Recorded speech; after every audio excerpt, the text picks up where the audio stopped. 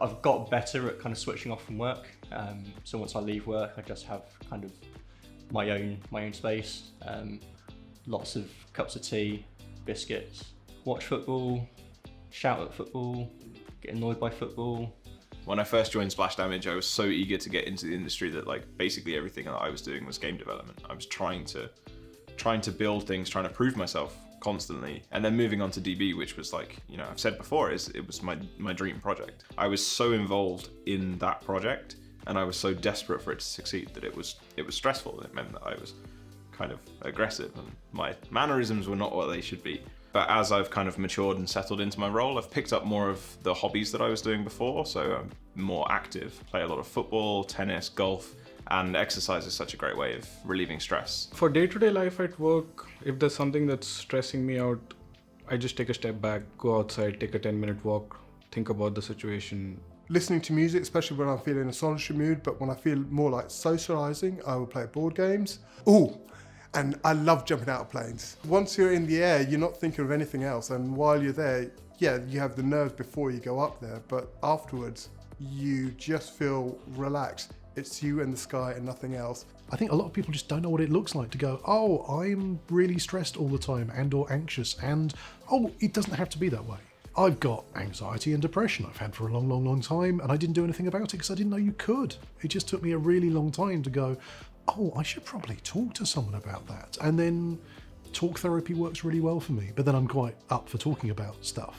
But also meds. I'm on a very light daily dose of antidepressants. It puts a floor under me. It stops me stressing.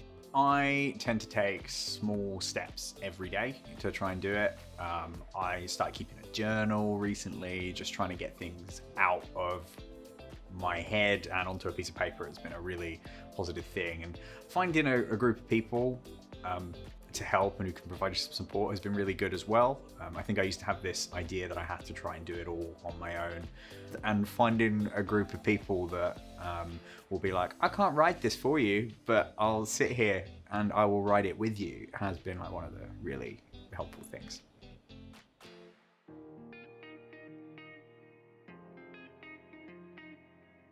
I think I still need to be more self-aware about catching myself falling down sometimes when it comes to mental health issues, getting regular exercise into my routine, and educating myself a lot more.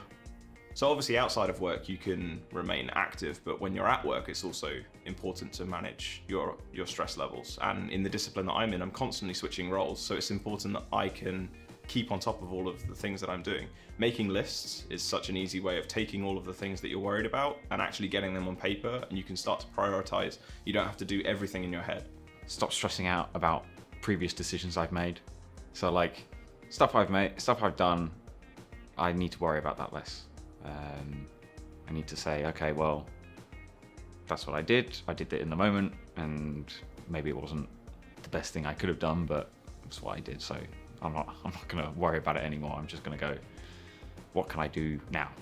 There are lots of different ways of looking after yourself, and some of them look cool, like going to the gym, doing sport, that looks great. And there's some really important, probably the most important ways of looking after yourself that don't look or feel particularly cool, like getting enough sleep, drinking enough water.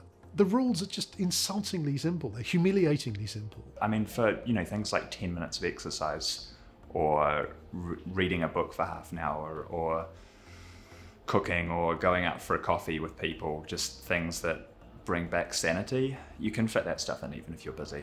If it's 10 minutes a day to chill yourself out and help your mental health, I mean, it's a worthy investment.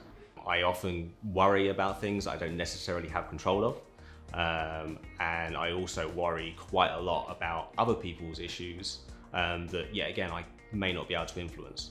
I think the ability to just effectively meditate, just sit there, clear my mind, and just start with a clean slate could possibly really help my mental health.